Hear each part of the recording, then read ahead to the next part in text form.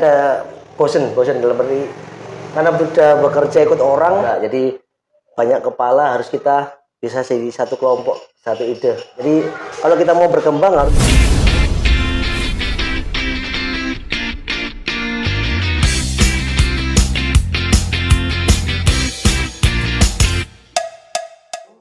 kali ini cerita inspirasi akan membawa topik tentang mie, bukan tentang mie sih, sebuah UMKM yang menjual mie.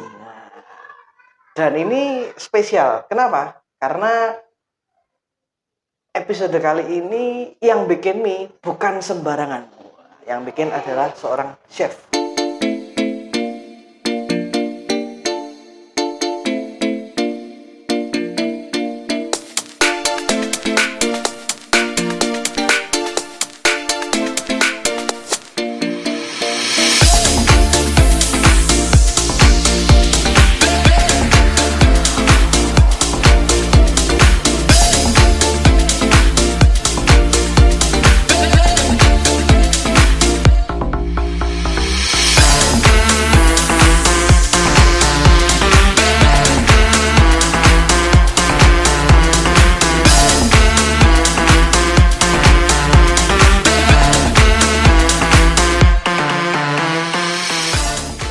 Kan ceritanya kan Mie Enak Surabaya ini dijalankan oleh seorang chef. Gimana sih ceritanya?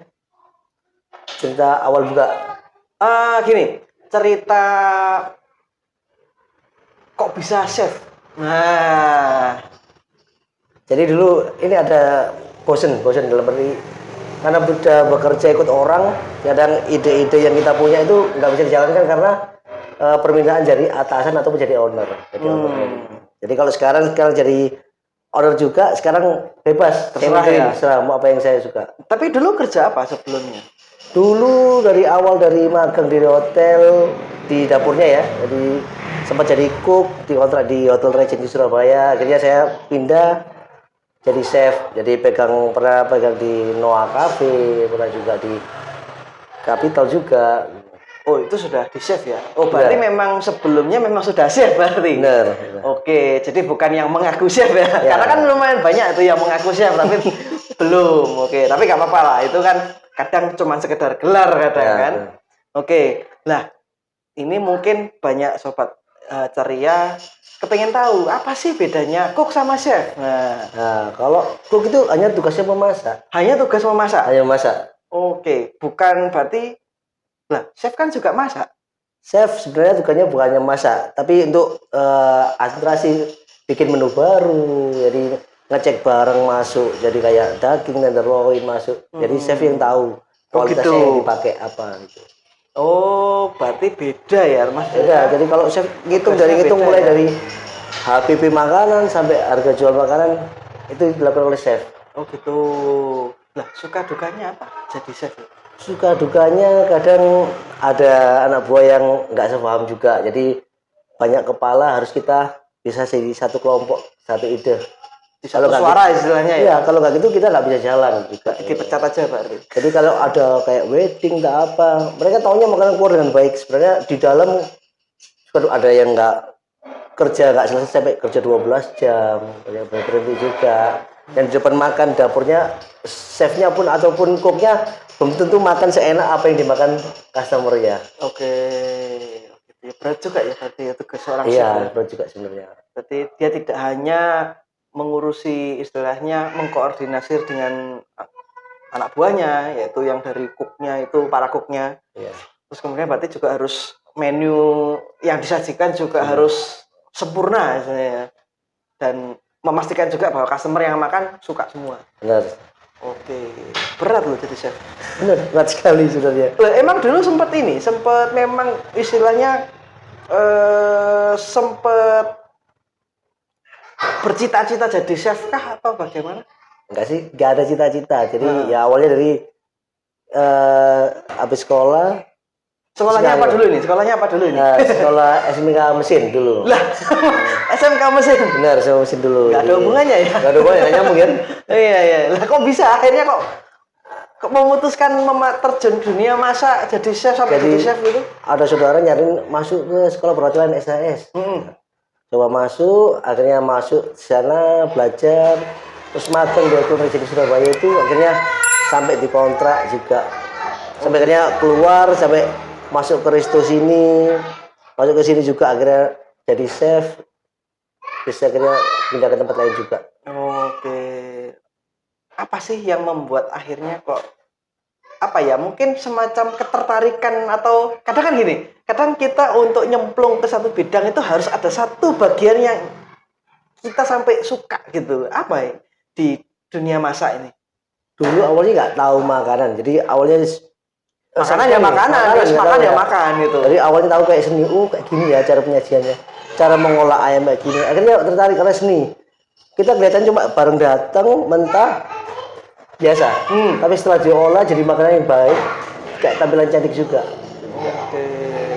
Berarti ini ya istilahnya titik jatuh cintanya dengan masak itu apakah karena cara pengolahannya itu atau gimana?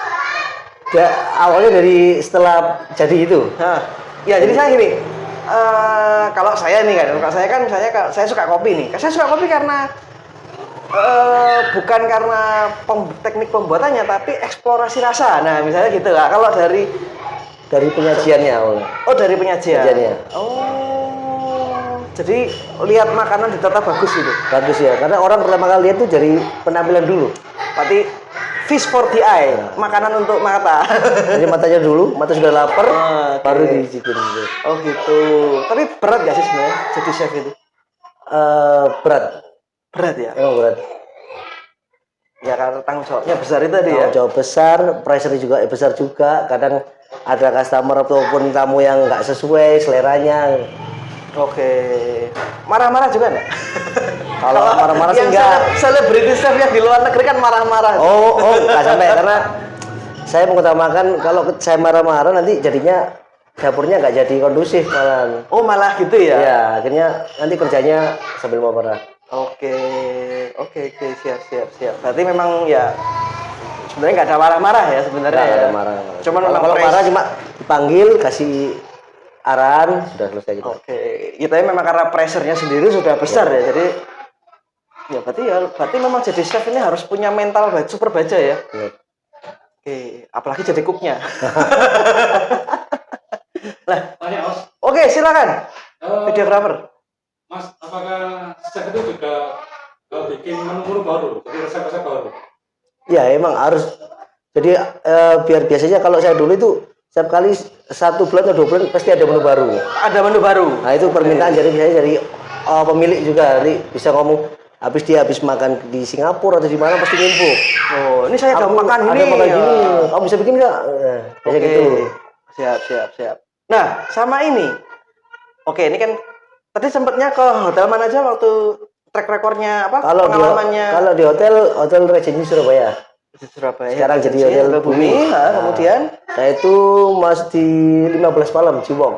15 malam Cibong. Oke, waktu lama itu ya? Lama sekali. Oke. 2009 kalau nggak salah. Terus itu di Herneter juga. Herneter. Oke.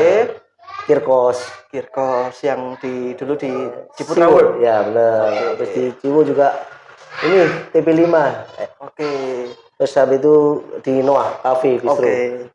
Sampai terakhir di situ ya, Din. Terakhir di Capital. Oke. Nah, bisa dikasih tahu enggak dari seluruh hotel yang pernah chef masuk, mana yang paling istilahnya wah, katakan ini misalnya bisa awet gitu, yang mana? Awet Maksudnya kepingin di situ lama gitu loh. Kalau lama sebenarnya sama aja, semua pengen tempat lama, tapi gitu ya. Tapi kan kadang kita ada titik jenuh juga, harus di satu itu juga. Jadi kalau kita mau berkembang harus cari restoran lain. Oh gitu. Ya. Jadi berarti memang, apakah itu memang sebuah tradisi lompat-lompat hotel, pindah hotel? Bisa gitu. Kalau orang mau berkembang jangan di zona nyaman aja sih. Iya. Kalau orang cuma di tempat itu berarti nyaman di situ, jadi nggak mau ke tempat lagi. Oh gitu. Berarti istilahnya beda restoran, beda ini ya, beda pengalamannya. Beda menu, beda permintaan, mungkin kayak menunya juga beda, tampilan juga beda. Mau gitu. Oke. Kalau gitu ya, videografer mungkin mau tanya mungkin. Tadi sudah kode-kode ini. Enggak. Oh, udah ada pertanyaan. Udah. Oke. Nah, saya sih ada satu pertanyaan sih sebenarnya, masih nyantol ini. Kepingin saya tanyakan. Cuma sebelumnya saya lupa pakai masker. Oke, mohon maaf sobat ceria. Nah, ini kelupaan pakai masker. Ini kan kita protokol kesehatan harus pakai masker. Jaraknya sudah jauh nih. Oke. Pertanyaannya itu gini. Apa sih benang merahnya menjadi chef di tiap restoran? Kan beda-beda restoran, tapi tetap pasti ada satu benang merahnya nih. Apa benang merahnya menjadi seorang chef? Menyajikan makanan yang baik dan Itu disukai ya? customer itu. Itu ya. Oke, luar biasa, sobat ceria. Nah, sobat ceria kepengen tahu kan cerita bisnisnya? Nah, kita simak setelah berikut ini.